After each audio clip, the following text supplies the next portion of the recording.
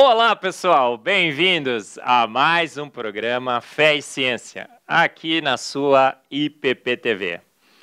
Um programa que mostra que a boa ciência e a boa fé sempre andaram, andam e continuarão andando juntas.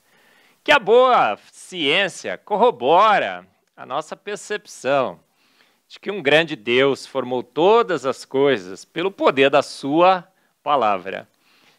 Ele falou e tudo se fez. Ele ordenou e logo tudo foi formado. Um programa que mostra com boa ciência que a palavra de Deus relata fatos desde o seu início, de Gênesis a Apocalipse. E temos confirmado, confrontado também essa tese com a tese naturalista, com grandes palestrantes, homens e mulheres, cientistas, professores, pesquisadores, nas mais diferentes áreas da ciência, que com conhecimento, com sabedoria, com entendimento, inteligência, tem pesquisado o universo, tem pesquisado a vida, tem estudado biologia, cosmologia, química, física, e através desse conhecimento, confirmado as teses bíblicas. E hoje nós falaremos sobre um grande evento bíblico, o dilúvio. E o nosso convidado para lá de especial, escreveu esse livrinho aqui, gente. Olha só, são quase 900 páginas, ele está sendo atualizado, passará de 1000 páginas. Com evidências e mais evidências e mais evidências de que o dilúvio aconteceu. É um fato, sem dúvida alguma, indesculpável, irrefutável. Um dilúvio global ocorreu nesse planeta e as suas marcas são facilmente vistas na geologia do planeta, em vários e vários aspectos e evidências. Mas eu não vou adiantar, é óbvio, eu vou convidar esse especialista em dilúvio, um homem que escreveu uma Bíblia sobre o dilúvio. E quem seria? É o professor Célio João Pires. Célio, um privilégio imenso ter você aqui no Fé e Ciência. Marcos, é um prazer estar com vocês aí, com o seu público. Me sinto honrado em fazer parte do hall de entrevistados do seu programa. É muito legal, realmente, estar com vocês. E fico muito feliz em poder compartilhar o que eu aprendi ao longo aí de muito tempo de estudo. Fico contente realmente. Tá? Célio, sejam bem-vindos, o pessoal. Isso. Magnífico. Vamos compartilhar aqui muita informação. Existe um site onde vocês podem ver mais detalhes, depois o Marcos disponibiliza aí na página, que pode aprofundar esse assunto, além daquilo que já está aí no trabalho que você tem em mãos. Olha, Célio, além de tudo, ou sobretudo, né, Célio? Célio tem sido um companheiro, um amigo, um irmão, tem seguido o design inteligente desde os seus primórdios, não é, Célio? E, sim. Célio, você escreveu esse livro magnífico, olha aqui, O Dilúvio, Célio João Pires, vocês estão vendo aqui. Célio disse, a gente vai colocar aqui um link, uma informação para você adquirir, se você quiser, essa obra de peso. Gente, eu não consigo nem segurar. São quase 900 páginas, 700 figuras, e de evidências e evidências. Mas, Célio, eu queria começar perguntando para você, professor Célio, o que te levou a escrever um livro dessa magnitude, dessa extensão, com tantos detalhes, sobre um evento que dizem por aí que é alegoria, que é mitologia, que é o épico de Gilgamesh? Olha só, foi uma historinha que Deus mandou contar, porque, sabe, talvez as pessoas não entendessem muito bem o que aconteceu nesse planeta. Na realidade, talvez foi uma coisa localizada, uma inundaçãozinha qualquer. 900 páginas sobre um mito? Por que você escreveu esse livro, Célio?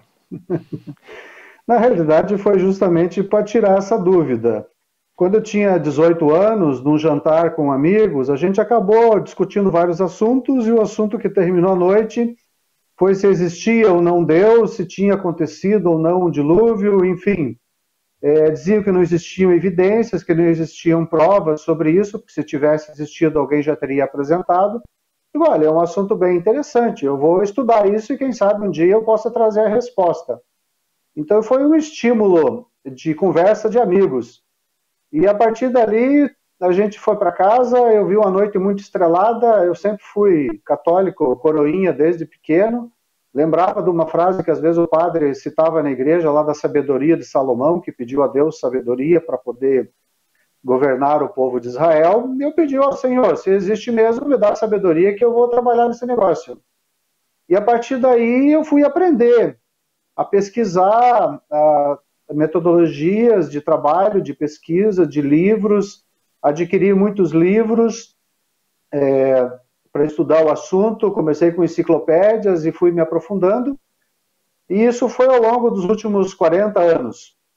Não apenas o dilúvio, acabou virando um projeto de pesquisa, o dilúvio é o capítulo 6 do projeto de pesquisa, e eu resolvi publicar antes porque é possível que a Arca de Noé ainda exista, esteja lá nas montanhas do Ararat, dentro de uma geleira, e se a descoberta dela ocorrer em tempo de vida minha, vai ser um marketing interessante. Então eu resolvi antecipar o capítulo 6, em detrimento dos demais capítulos do projeto, para pessoas terem conhecimento disso. E me surpreendi que os dados que eu aprendi ao longo do tempo são os mesmos da geologia, da paleontologia, da arqueologia, da história. Eles só são interpretados numa outra cosmovisão, a partir do momento que você segue os dados, não apenas as hipóteses ou os paradigmas vigentes. Esse foi o meu insight inicial. E continuei trabalhando como bancário, passei no concurso do Banco do Brasil, acabei virando gerente lá na metade da carreira em diante, e resolvi me aposentar com o tempo que tinha completado de banco e de INSS para poder me dedicar a publicar o resultado das pesquisas. Afinal, a gente não sabe quanto tempo vive e não adianta você aprender muita coisa e não poder compartilhar isso com as pessoas. Basicamente é essa a história do livro que você tem em mãos e que está publicado lá no meu site.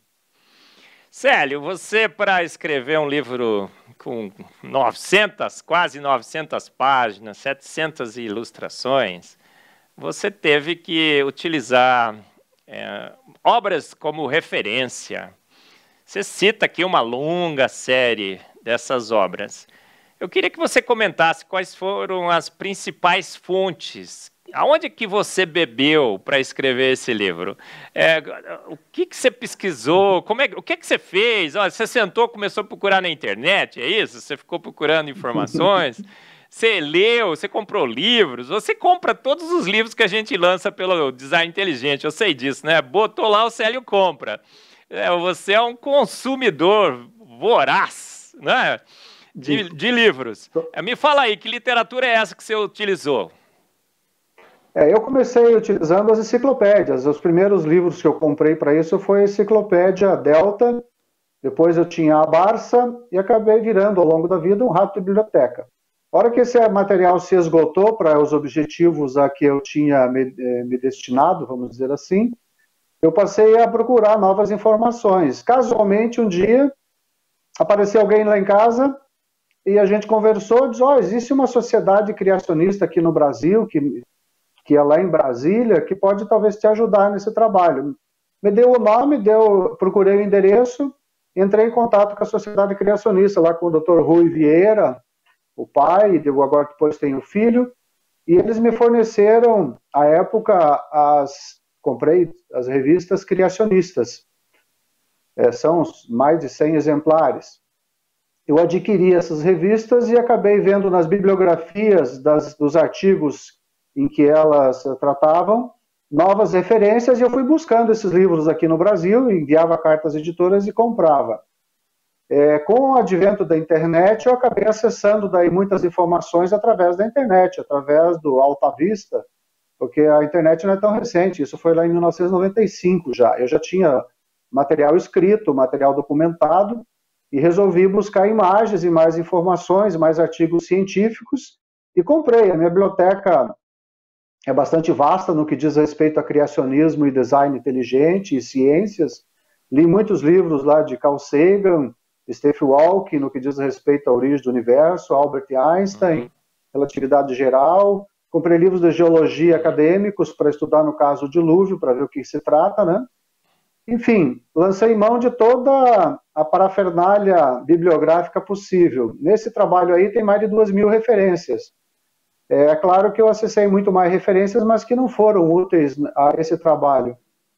Agora eu estou fazendo uma revisão, com base em críticas e sugestões de amigos cientistas que leram o trabalho e discutimos, então ficaram pontos que eu resolvi interromper à época para poder terminar o trabalho e publicar, que vai melhorar a qualidade das informações de alguns tópicos que não ficaram bem esclarecidos. Então foi assim, um vasto estudo. Eu sou um voraz consumidor de informações. Profissionalmente no Banco do Brasil era meu trabalho diário analisar informações para fazer cenários econômicos, no caso, quando eu trabalhei na área de planejamento do banco. Magnífico, Célio. Eu acho que uma das teses que nós temos apresentado aqui, né, Célio, é que a fé é o firme fundamento, estar sempre prontos a dar a razão da nossa esperança. Exatamente. E eu entendo que ocorreu um dilúvio e que o relato bíblico é fiel, trata com detalhes técnicos, descreve resumidamente, obviamente, mas um fato com uma precisão magnífica, porque eu tenho estudado, eu tenho lido. Eu não li o seu livro ainda, né? Eu tenho ele aqui, eu estou dando uma folheada, né? São 900 páginas, um dia que eu tiver mais calma eu lerei todo. Mas que eu já li, fantástico, gente. Ó, o Jô vai colocar aí na tela o livro, gente. Dá uma olhada no livro do O Dilúvio. Todos os aspectos, né? Desde a possibilidade que tenha sido iniciado com impactos de meteoros, extinção em massa, as glaciações, a formação do Atlântico, a Arca de Noé. É um compêndio magnífico, mais de 2.000 referências o Célio usou. Mas, Célio, fazer umas perguntas aqui gerais, né? Depois a gente vai tratar no detalhe. Eu estava assistindo outro dia um podcast, falei até para você, é o número 39, eu não vou dizer qual é, mas é o 39. E nesse podcast alguém disse assim, não, isso daí é alegoria, veja só, é o épico de Gilgamesh, ou Gilgamesh, veja bem, é uma história que se confunde com as outras histórias e tudo mais.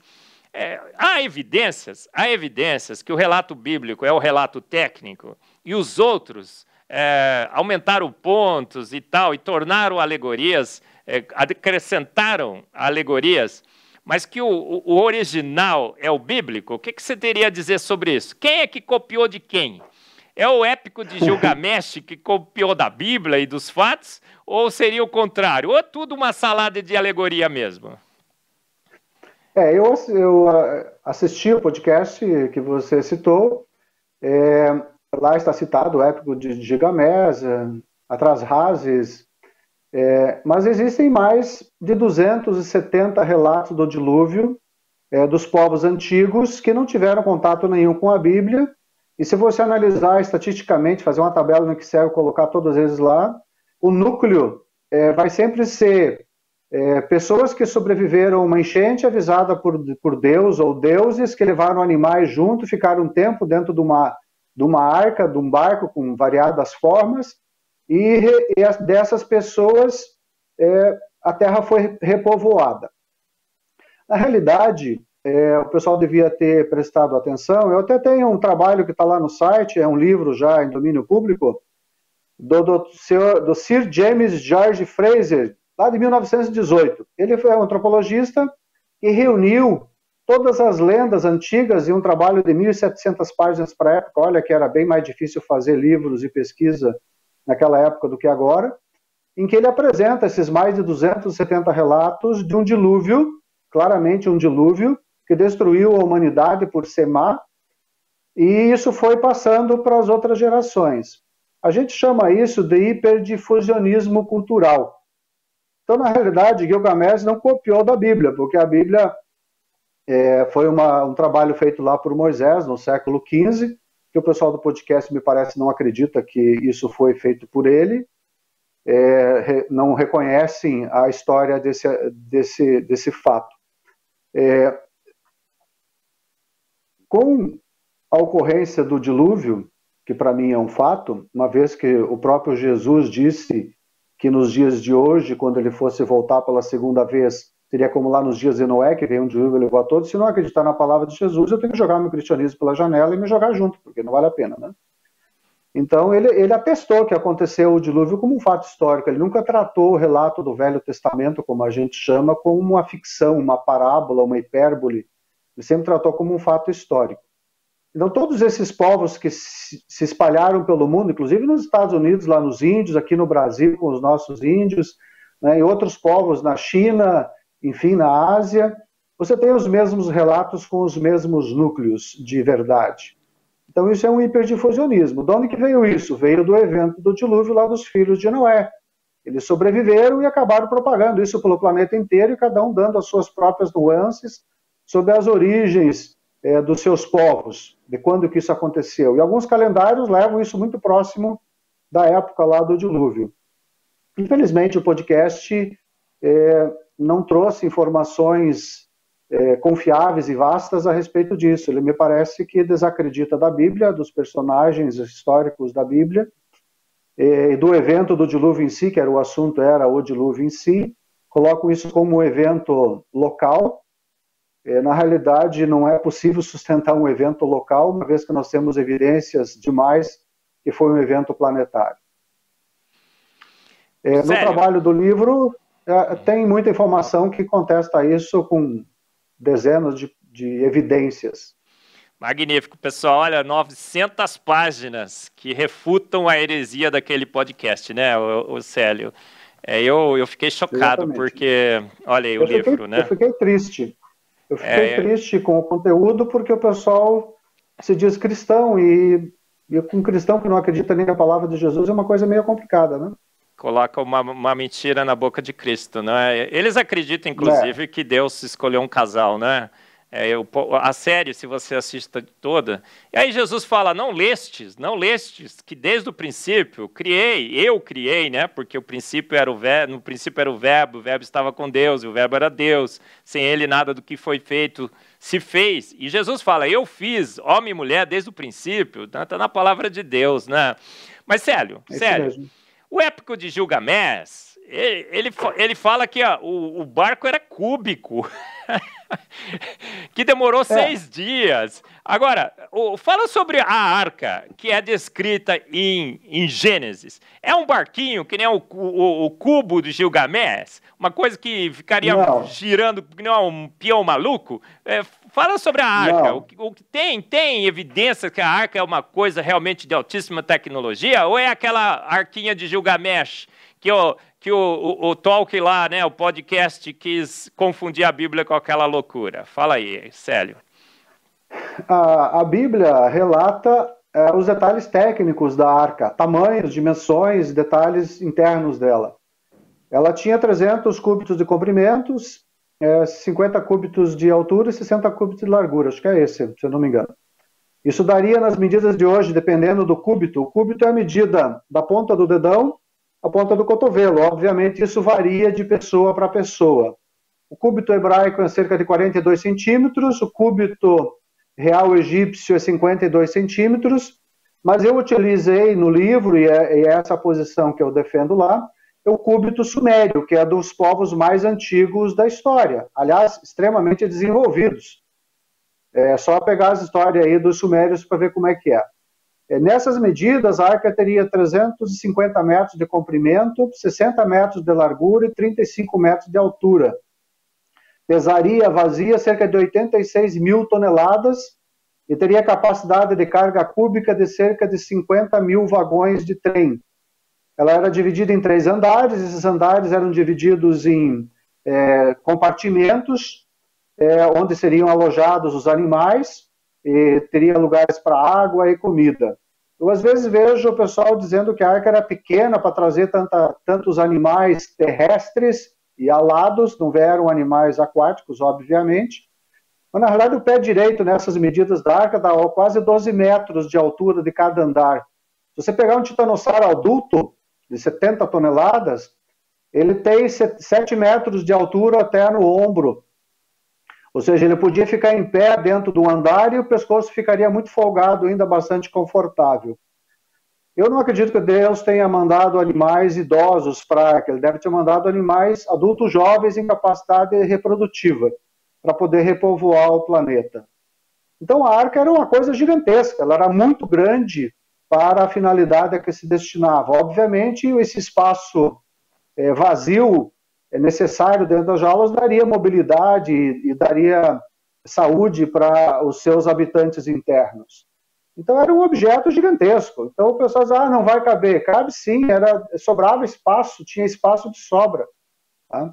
Então eu fico assim impressionado que você não vai lá verificar qualidade técnica. E teve engenheiros que constroem navios que avaliaram as proporções da arca de 6:1. É a proporção de barco mais estável para transporte de carga. Se utiliza isso até hoje. Os engenheiros navais ficaram surpresos, e eu tenho artigos científicos lá no site, onde que eu disponibilizo o trabalho, de que com 3, 4 mil anos de desenvolvimento naval, eles não conseguiram chegar a uma proporção melhor do que a proporção da arca. Além disso, o seu tamanho era tal que ela podia superar ondas de 60 metros de altura, colocando a proa, se bem que ela era uma caixa, ela não podíamos dizer que era um barco, mas ela podia colocar a proa em direção à onda e não emborcaria nunca. Mesmo que o topo, o telhado da arca encostasse na água, ela não viraria, ela não rodaria. Ela é uma embarcação altamente estável em termos de engenharia. Então, quem construiu a arca, apesar de não ser um agricultor, um grande agricultor, diga-se de passagem, o projeto foi de Deus. Então, o que a engenharia da arca está demonstrada lá na Bíblia é que nada do que a ciência moderna de engenharia naval conseguiu produzir superou o tamanho dela. Hoje, poucos porta-aviões e poucos navios transatlânticos têm um tamanho maior do que a arca. Célio, ótimo. Aí até outro dia eu vejo e estudo bastante sobre isso, né? Não na extensão que você fez, obviamente, mas estava falando também, né, que na Segunda Guerra Mundial os cargueiros foram construídos com essas dimensões, as dimensões da arca.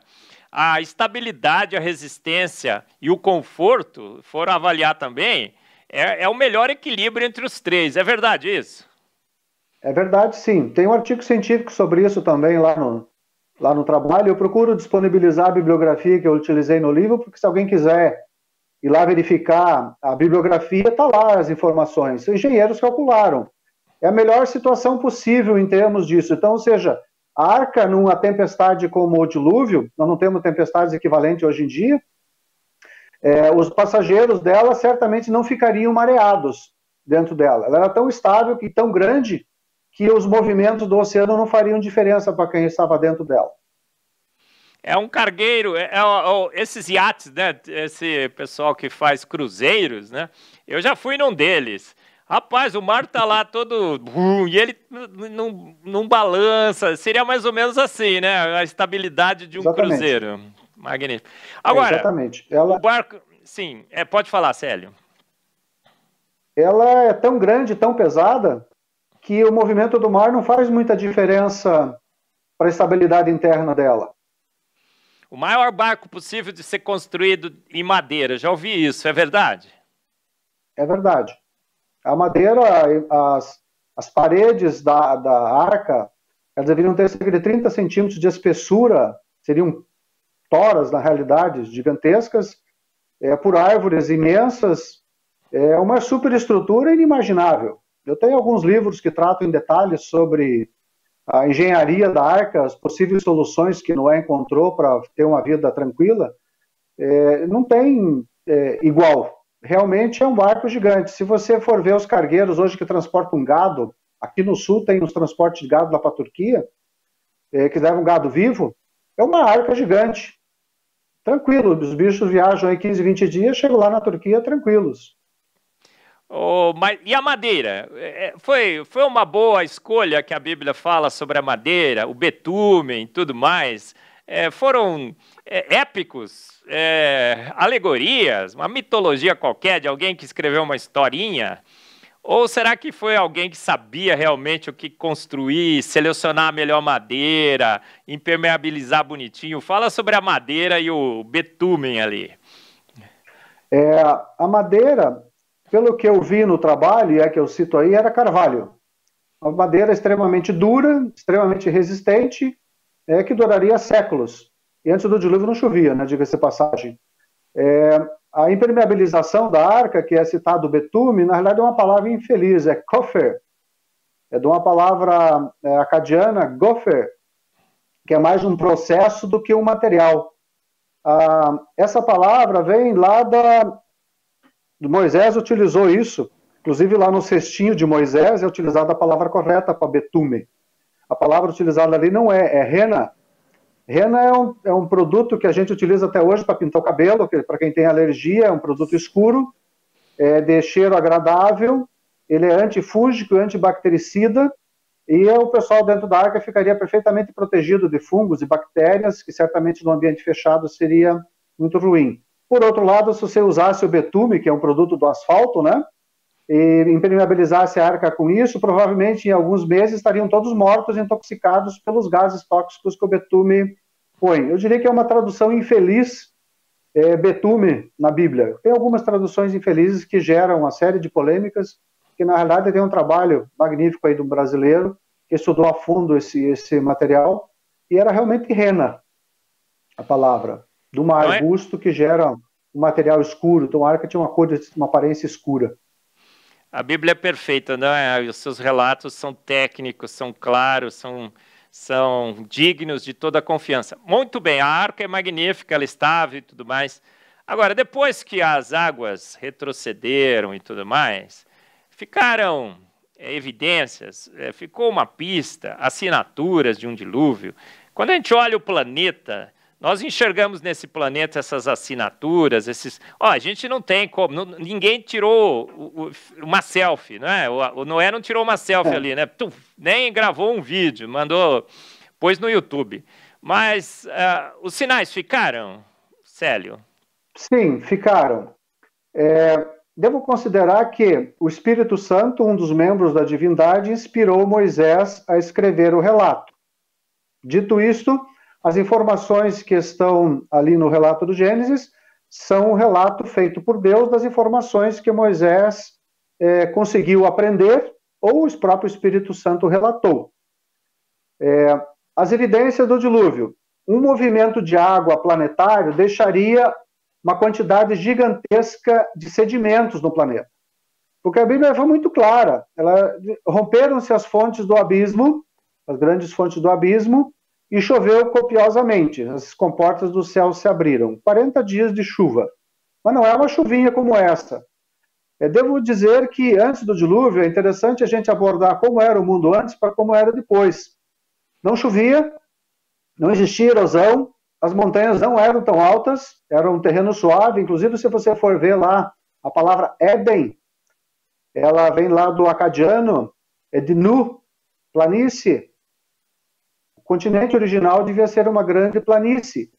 Essa planície tinha pequenas colinas, talvez um relevo mais elevado entre a praia e o centro do continente, porque tinha um rio que descia. Esse rio circulava pelo planeta, passava pelo jardim que Deus construiu lá para Adão e Eva e se dividia dali em 4 braços.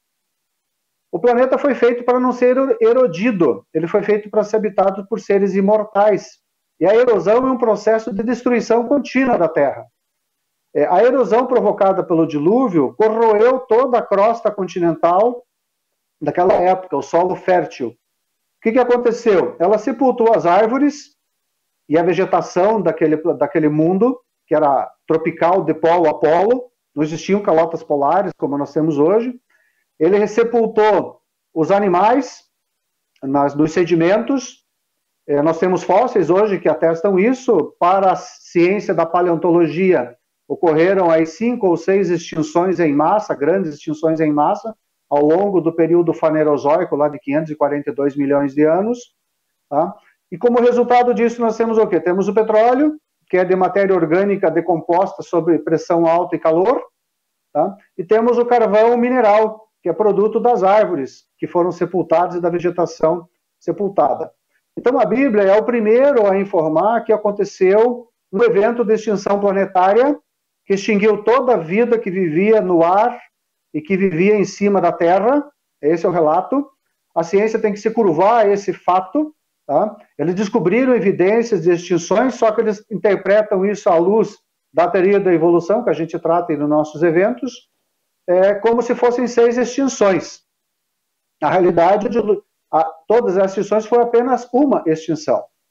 Existe o problema das camadas sedimentares e das montanhas, que é um grande, eu diria, embaraço à paleontologia e à geologia, porque você ter camadas sedimentares que se propagam com, tipo assim, 30 metros de espessura ou 100 metros de espessura por 1 milhão de quilômetros quadrados, sem erosão entre as camadas, nenhuma erosão entre as camadas, elas são plano-paralelas, não tem nada de erosão, é você acreditar no impossível. Não existe na Terra um mundo que sofre erosão contínua do vento, da chuva, da água, do gelo, não tem erosão entre as camadas. De todos esses 540 milhões de anos, não tem erosão entre as camadas. Tá? Não tem nenhuma raiz de árvore, não tem um buraco de verme, né? Ou seja, são camadas que não sofreram erosão nenhuma. Isso é algo inadmissível, além de ser completamente ilógico. Você tem os fósseis que se fossilizaram, se transformaram em pedra, dentro dessas camadas sedimentares. Obviamente, você começa com as camadas lá do fundo do mar, com os trilobitas e a fauna aquática, peixe, etc., e vai subindo à medida que os animais foram morrendo e afundando. Os fósseis se formam extremamente rápido, não demoram milhões de anos ou milhares de anos para se formar, porque eles seriam consumidos, eles seriam apodrecidos, consumidos pelas bactérias. Fossilização é um processo extremamente rápido. Os livros nossos de paleontologia não expressam a verdade, eles omitem esses detalhes. Até porque nós temos tecidos moles de dinossauros encontrados hoje em dia, fibras orgânicas, vasos sanguíneos, células sanguíneas, até DNA, partículas de DNA inteiras, e fósseis que não fossilizaram, viraram, só congelaram lá no Ártico. Então você tem artigos científicos para isso. Então não ocorreram esses milhões de anos. Mas você tem dentro da própria geologia evidências de que as camadas sedimentares não foi uma sucessivamente a outra, foram todas simultaneamente. Por quê? Nós temos no Grand Canyon, chamado Platô do Colorado, uma região lá chamada Caibabe, em que todas aquelas camadas sedimentares se dobraram. Você tem um planalto e elas se dobraram. Essa dobradura não quebrou as rochas. As rochas se formaram dobradas. São as mesmas camadas de cima que se vai por uma área de 400 quilômetros. O que evidencia isso? Que quando essas camadas sedimentares foram dobradas, elas estavam moles. Elas não tinham se transformado em rocha. O que significa isso? Desse fato que eu estou citando, são 250 milhões de anos. Significa que 250 milhões de anos se tornaram alguns meses ou semanas, ou no máximo alguns anos, para se formarem, porque as rochas não quebraram. Não existe evidência nenhuma nessas rochas de que houve ruptura e solidificação posterior. Isso é um fato geológico, ignorado, obviamente, porque isso destrói aquilo que a gente chama de período fanerozoico de 540 milhões de anos, em que dizem que a vida se desenvolveu e se diversificou através da teoria da evolução.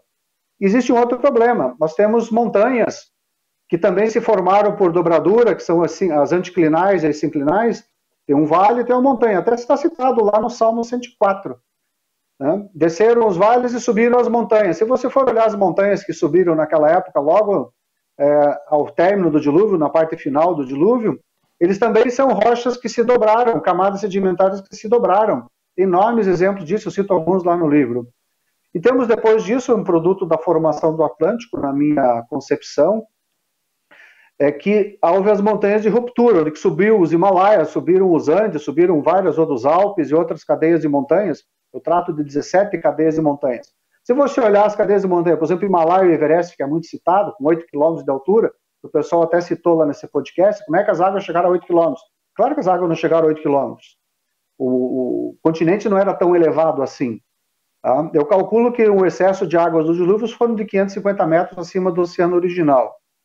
Se você observar o Everest, ele tem camadas sedimentares lá em cima com fósseis marinhos lá no seu topo. Ah, foi o fundo do oceano. É falso essa afirmação.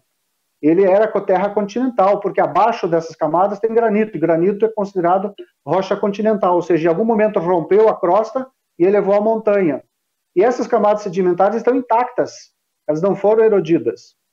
E se você calcular a rapidez da erosão que ocorre nos continentes, aí tipo assim, 1 milímetro por 1000 anos, na altura média dos continentes, que são aí 623 metros, em 10 milhões de anos você não teria mais continente emerso, você teria um grande oceano na Terra, tal qual lá as águas que estavam no planeta quando Deus começou a terraformação.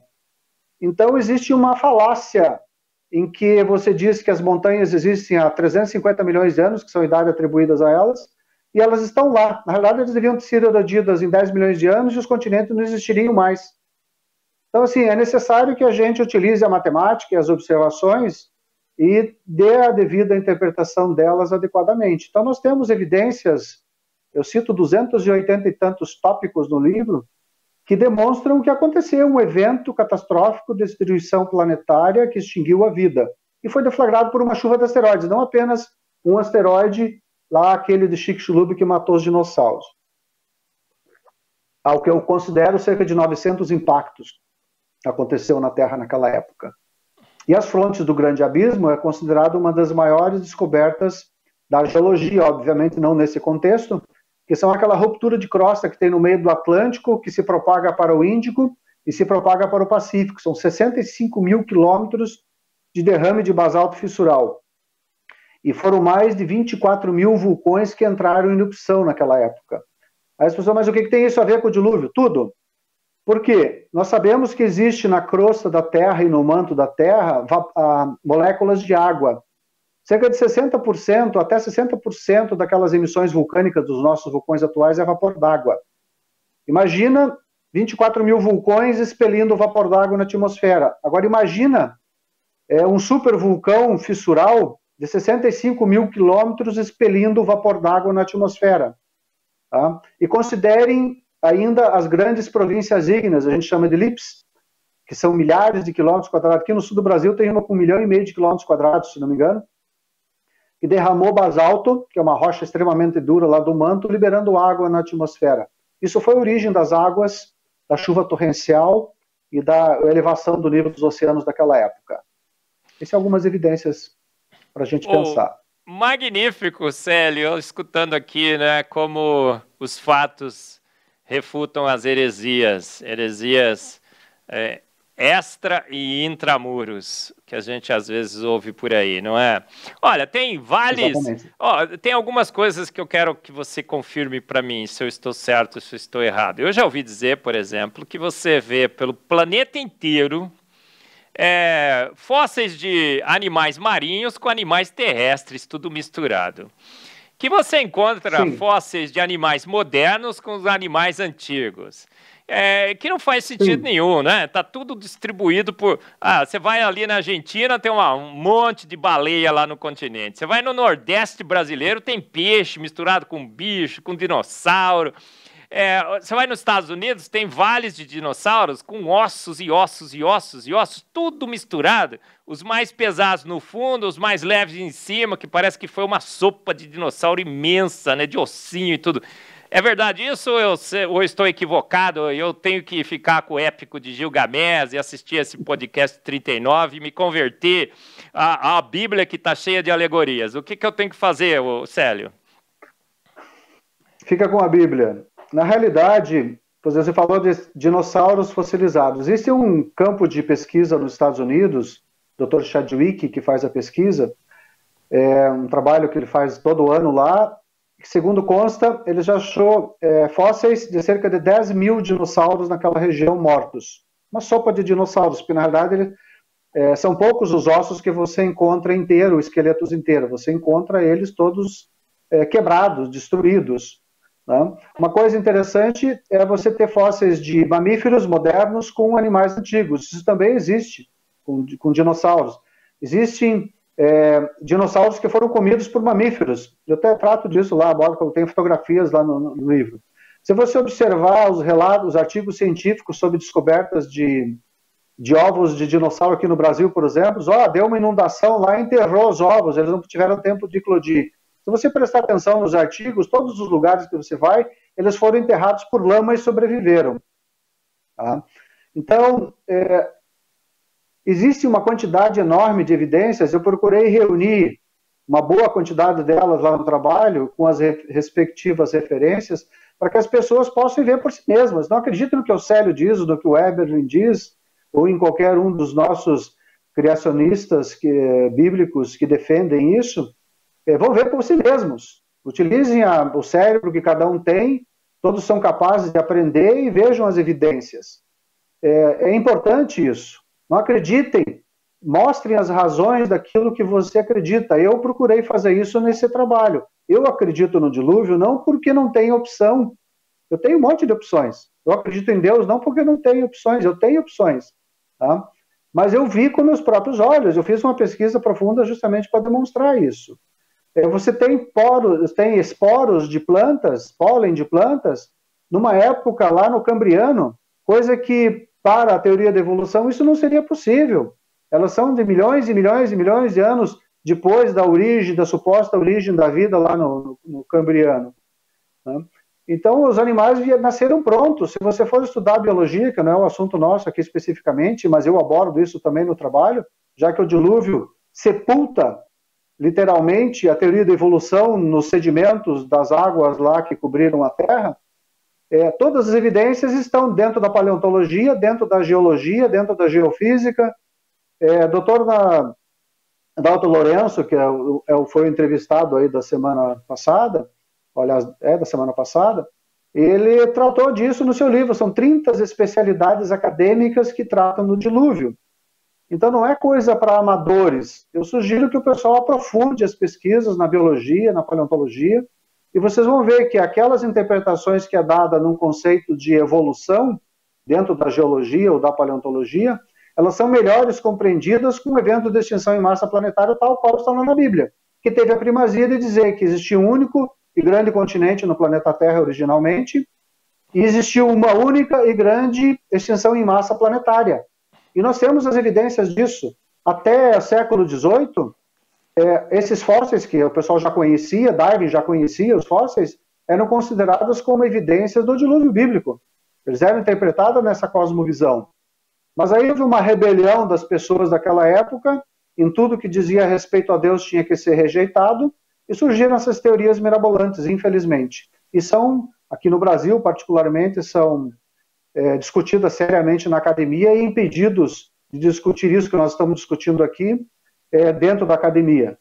Tá? Você sabe disso, já foi barrado em academias aí para fazer palestras que nem se tratava de falar de Deus, mas de tratar de assuntos científicos. Então existe aqui no Brasil pelo menos isso. Eu até citei um caso interessante lá da China, cientistas chineses que não acreditam na teoria da evolução e não tem problema nenhum em questionar isso, não é uma religião para eles, gozando dos cientistas americanos, vocês aí nos Estados Unidos podem criticar o governo de tudo quanto é jeito, mas não pode criticar a teoria da evolução. Né? Aqui nós não podemos criticar o governo, mas podemos criticar a teoria da evolução. Tá? Então, assim, uma situação bastante cômica para aqueles que defendem a teoria da evolução, tal qual o dilúvio, por isso que o dilúvio é bastante atacado nessa ótica, porque ele literalmente sepulta a teoria da evolução nos sedimentos das águas lá do dilúvio. Célio, magnífico. Pessoal, olha, eu vou mostrar mais uma vez o livro do Célio aqui, olha, o dilúvio. Gente, 900 páginas. O dilúvio de Gênesis, 900 páginas.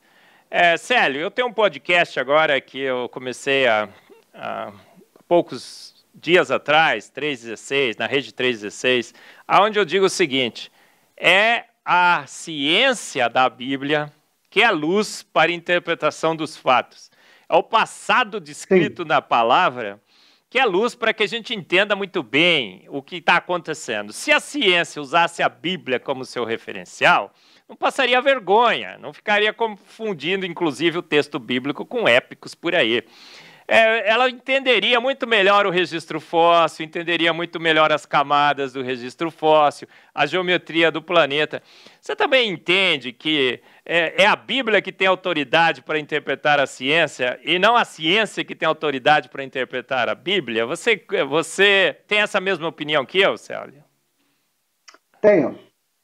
Os fatos científicos descobertos por todas as áreas aí da atual chamada ciência, eu digo das disciplinas acadêmicas, que a ciência foi compartimentada, e, na verdade eu tenho uma definição de ciência que seria mais um método matemático.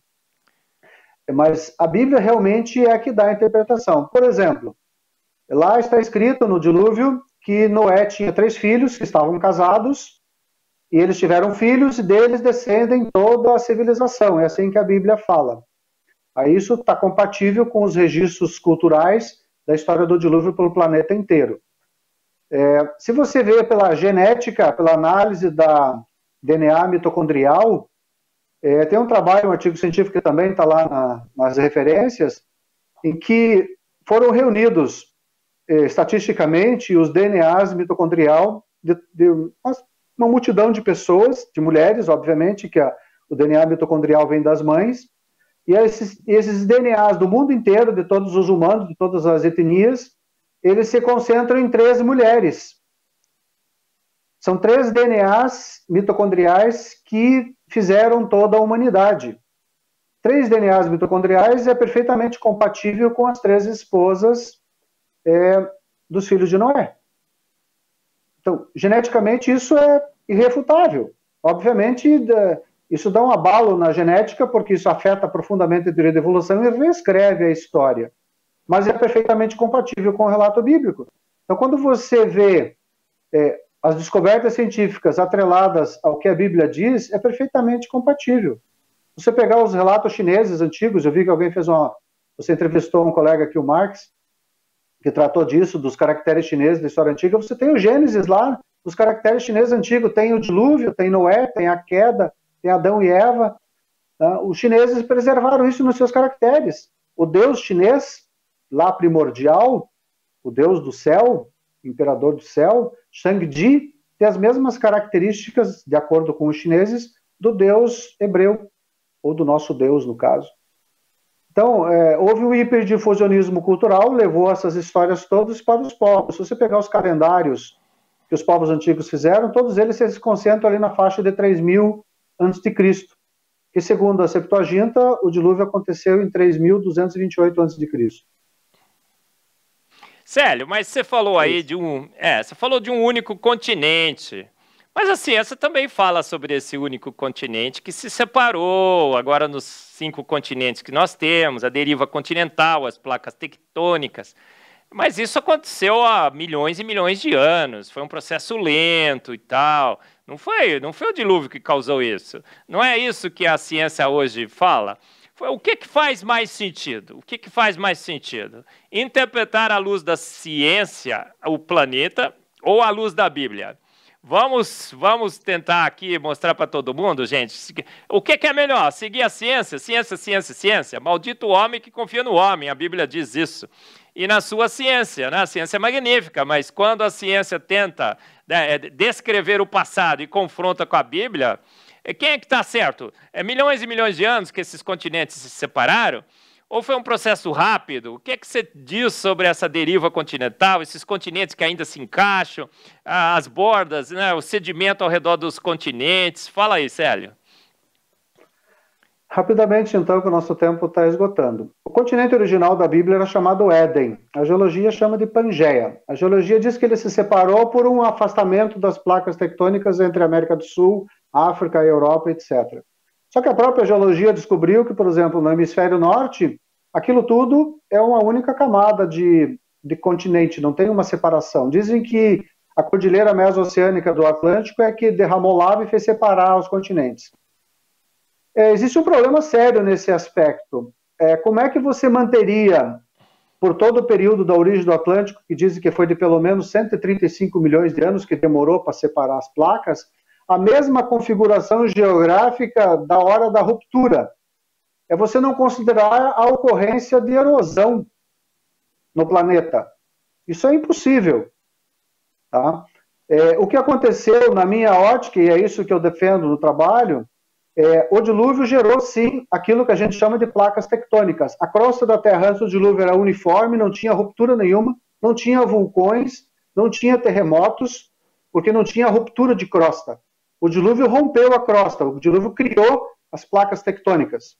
O afastamento que a geologia diz, na realidade, não houve afastamento, houve uma subsidência de crosta, em que a área do Atlântico, com essa cordilheira gigantesca que estava acima, afundou no manto, e você carregou água de todos os, vamos dizer assim, oceanos do mundo pós-diluvianos para a nova bacia oceânica. Você tem evidência de redução de nível de oceano de pelo menos 550 metros em um momento da história da Terra, e tem, por outro lado, uma elevação do nível oceânico atual de 120 metros. Isso fruto do degelo glacial pós-dilúvio, que eu também abordo no trabalho. Então, no momento em que se formou o Atlântico, você gerou a ponte de terra de forma que os animais e as pessoas pudessem migrar para aquelas frações de terra que hoje estão isoladas, como a Austrália, como nós aqui na América do Sul.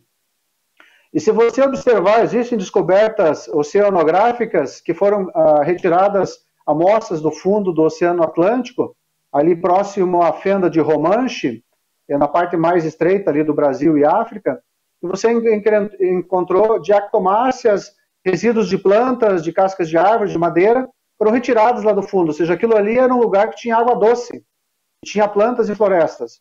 Por outro lado, você também descobriu, Dr. Maurice Ewing descobriu areias de praia, uma areia de praia a 5 km de profundidade e outra a 3 km de profundidade. E a areia só se forma ou nos rios, pela erosão, ou na arrebentação das ondas. Ou seja, em algum momento no passado, e ele mesmo concluiu isso, não sou eu que estou dizendo, o Oceano Atlântico não existia, era 5 km mais baixo do que é hoje. Tá? E além disso, ele descobriu rochas que, se fossem descobertas no continente hoje em dia, você diz assim, essa rocha sofreu glaciação, porque tem estrias glaciais na rocha. Quando o gelo escorrega por cima da rocha, ele faz riscos. Ele descobriu isso na Cordilheira Mesoatlântica, que está hoje a pelo menos 1.000 metros abaixo da superfície do mar. Então, você ignora descobertas científicas da origem do Atlântico. É isso que eu defendo no trabalho. Não houve um afastamento, houve um afundamento. E com o degelo glacial, você isolou os continentes, que é aquilo que a gente chama continente hoje, como a Austrália, as grandes ilhas, enfim. E tem uma série de outros planaltos oceânicos hoje submersos que foram terra seca. Isso comprovados pela geologia. Por exemplo, o continente Kerguelen, que hoje mostra só as ilhas Kerguelen, ele foi um continente emerso, ele afundou no manto. Ou seja, houve vários processos de afundamento. Célio, e uma pergunta que todo mundo faz. Mas, Célio, se tudo foi coberto por água, para onde foi essa água, Célio? Para onde foi a água do dilúvio? Eu calculei em torno um excedente de água do dilúvio pelas fontes do Grande Abismo de 550 metros, acima do oceano original. Tá? Essas águas foram carreadas tudo para a bacia do Atlântico, porque existe linhas de praia elevadas hoje a 430 metros de altura, ou seja, o oceano já foi 430 metros mais alto. Eu moro aqui no sul do Brasil, morei um tempo lá na cidade de Tubarão e eu vinha para Lages, que é aqui no Planalto, a mais de 900 metros de altura, eu passava por uma cidade ali, Lauro Miller. E ali tem areia de praia, o pessoal explora minas de areia, 220 metros acima do nível do mar. Então teve um momento em que o Atlântico batia no sopé da Serra do Rio do Rastro. Então, as águas excedentes do dilúvio foram para a bacia do Atlântico. Imagine uma nova bacia, não sei como é que era, logo após o dilúvio Atlântico, tinha uma cordilheira gigantesca no meio. Se você erguer o Atlântico, o piso do Atlântico 5 quilômetros, praticamente o Atlântico desaparece, você vai ter pequenos braços de mar. Né? A hora que isso tudo afundou, você tirou a água do resto do mundo para lá. Então, as águas do dilúvio, o excedente das águas do dilúvio, foram para a bacia do Atlântico. Nós temos ainda 80 metros de água, equivalente a 80 metros de água oceânica nas calotas de gelo da Antártida, da Groenlândia e nas geleiras de montanhas do mundo todo. Então, se elas degelarem, vai subir 84 metros do nível do mar. Se degelarem todas elas, obviamente, num evento cataclísmico lá para frente. Tá? Célio, Então é isso, então nós temos... você mencionou a Serra do Rio do Rastro, magnífica, eu já estive lá, e alguém me disse, olha, aqui eu tenho alguém que mora aqui, e ele encontra restos de animais marinhos, conchas e tudo mais, lá na Serra do Rio do Rastro, lá em Simão. Nos Alpes, né? Outro dia eu estava num congresso magnífico, né? Olha que privilégio que eu tive. Eu abri assim a minha janela, eu vi o topo dos Alpes. Se encontrou também resto de animais marinhos ali. Aí eles falam assim, não, era o fundo do mar, né? Você já mencionou rapidinho. Que subiu rapidinho lá, né? Subiu lentamente por longo de milhões e milhões de anos, formou aquilo lá. Mas tem a erosão que come, né? 4 milímetros por ano. Dá para explicar o negócio lento ao longo de milhões de anos ou teria que ser rápido? O seu erguimento de montanhas, a geologia diz que tem que ser lento, porque ela tem que enquadrar dentro do modelo geológico atual que é apoiado pela teoria de evolução e vice-versa, se apoiam mutuamente. Eu trato no livro que as cadeias de montanhas de ruptura, essas em que você vê os cumes rompidos, pontiagudos, elas se originaram como um evento secundário do dilúvio, da formação do Atlântico, desculpe. Tá? Elas eram camadas sedimentares a nível, vamos dizer, próximo ao nível do mar, ou dezenas de metros, centenas de metros acima do nível do mar, e em algum momento essa camada se rompeu e subiu. Mas como é que você eleva uma montanha? Você tem que elevar o conteúdo do manto que está abaixo da crosta, por baixo da montanha, para elevar a montanha. É isso que nós vemos. A geologia trata disso como a deriva continental. As placas se chocam, e a pressão é tão grande, você espreme uma montanha para cima. Só que imagina você tem uma crosta continental de 40 quilômetros aí de espessura, ela varia, mas vamos dizer 40 quilômetros, ela chega e se encosta.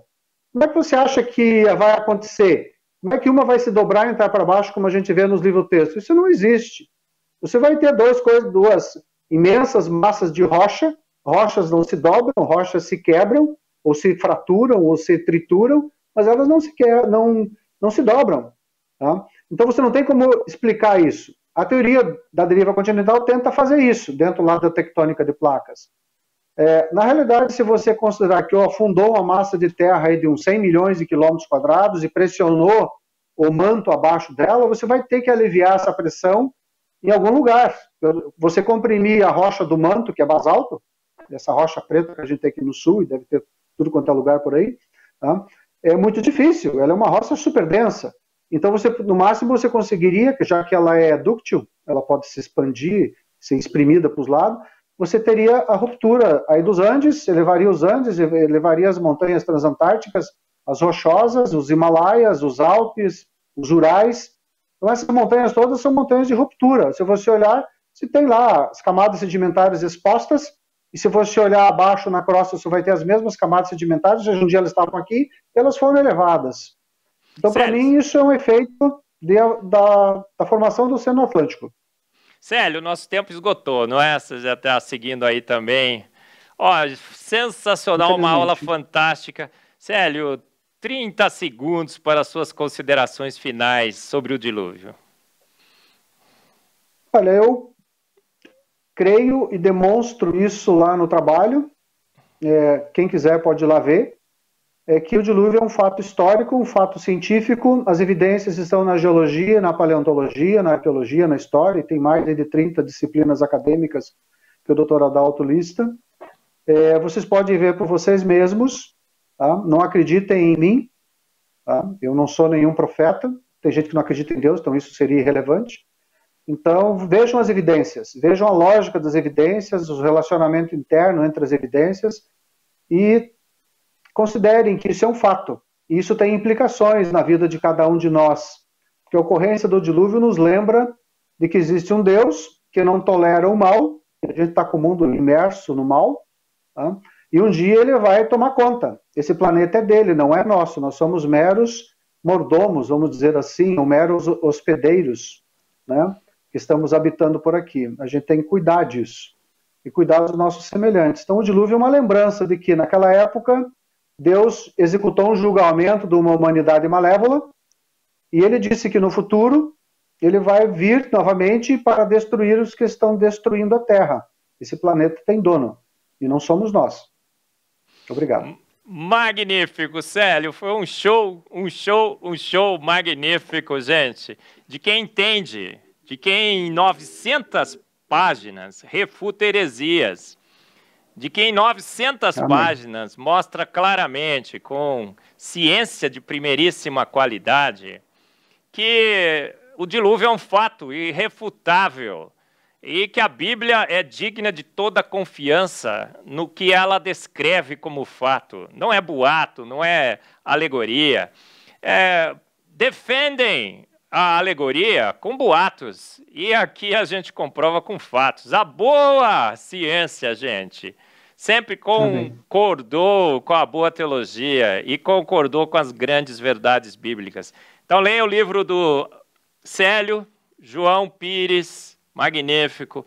A gente está colocando aí o endereço para vocês acessarem, como adquirir esse livraço absurdamente fantástico. Tem o livro do Adalto, tem os sites aí, no YouTube tem o canal Gênesis Apologetics, com vários vídeos. E eu também estou falando um pouquinho, né? Um pouquinho que eu aprendi com o Célio aqui sobre o dilúvio. Gente, gostou, né? Você gostou desse programa? Sim, Célio. Tem mais uma indicação, que é o livro do Naor, A Grande Extinção em Massa. A Grande Extinção. São 3 livros que tratam do dilúvio recentemente. Maravilha, Naor, professor Naor. Professor Célio, muito obrigado. Vocês gostaram, não gostaram? Todos vocês gostaram desse programa fantástico, sensacional. Você aprendeu mais de que temos que confiar na palavra de Deus. A boa fé e a boa ciência sempre andaram juntos, continuam andando. E fatos refutam boatos. Alegoria na palavra de Deus? Não. Ciência da mais pura qualidade. Que você só escuta aqui no Fé e Ciência, na sua IPP-TV. Gostou desse? Assista todos os programas da série. Assista esse do Célio várias vezes para você aprender a dar a razão da sua esperança. E nos acompanhe sempre no Fé e Ciência, na sua IPP-TV. Até o próximo programa. Esperamos por todos vocês.